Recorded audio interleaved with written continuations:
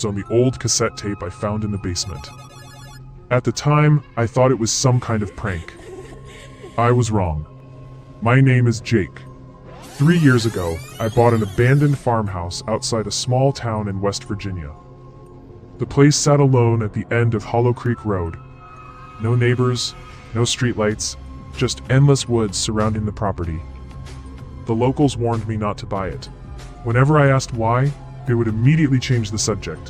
One old man finally whispered, "That house doesn't stay empty." I laughed. A week later, I moved in. I wish I hadn't. The first night was strangely quiet. Too quiet.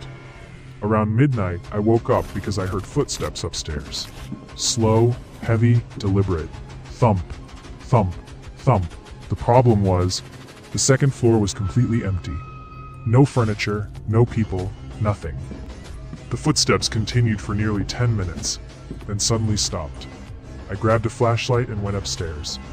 Every room was empty, but in the hallway dust, I found footprints. Fresh footprints. Bare human footprints.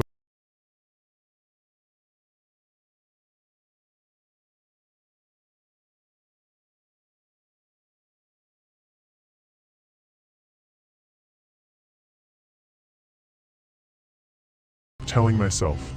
That evening, while unpacking boxes, I found an old family photograph hidden behind a loose wall panel.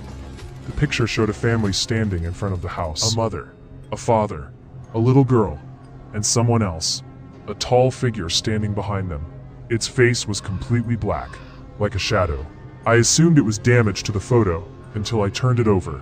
Written on the back were 4 words. "He's inside the walls." That night I couldn't sleep. At 2:17 a.m., I heard scratching. Not from outside, from inside my bedroom wall. Something was scratching from the other side. Slowly, patiently, like fingernails dragging across wood. Scrape, scrape, scrape. I pressed my ear against the wall. The scratching stopped.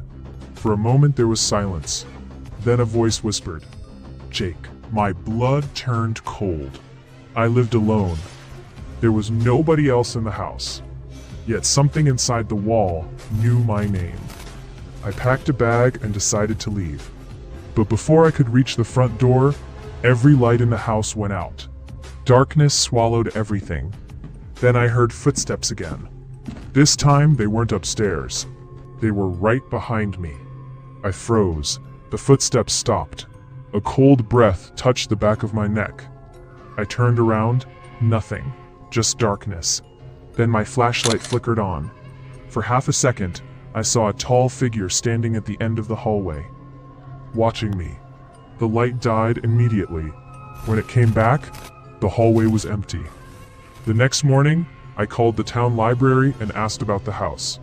An elderly historian agreed to meet me. When I showed her the photograph, her face turned pale. She told me the house had a terrible history. In 1978, an entire family disappeared overnight. No signs of struggle, no bodies, nothing. The only thing investigators found was a message scratched into a bedroom wall. He came from inside. After that, every owner eventually abandoned the property. Some claimed to hear voices. Others reported seeing a tall shadow moving through the rooms. Nobody stayed longer than a few months. That night was my final night in the house, or at least it was supposed to be. I was loading boxes into my truck when I heard a loud crash from inside.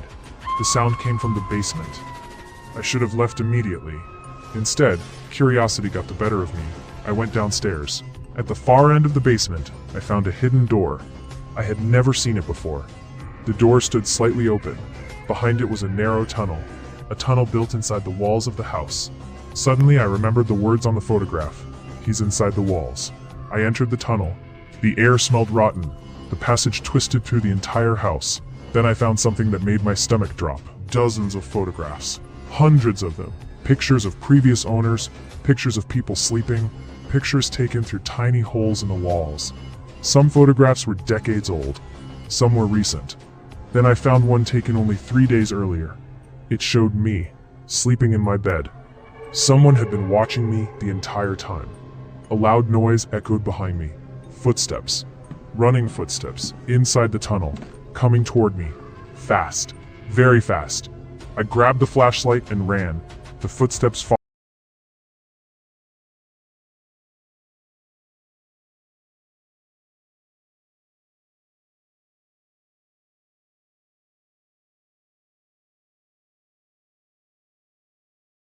I turned and ran the other direction.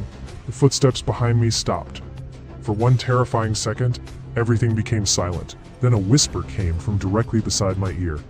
I screamed and burst through a wall panel into the living room. I didn't look back. I ran outside, jumped into my truck, and drove away. The house was demolished 6 months later. Workers refused to continue after several of them reported hearing voices inside the walls. Today, nothing remains except an empty field. But sometimes, late at night, I still receive photographs on my phone from unknown numbers. Photos of me sleeping, photos taken from impossible angles.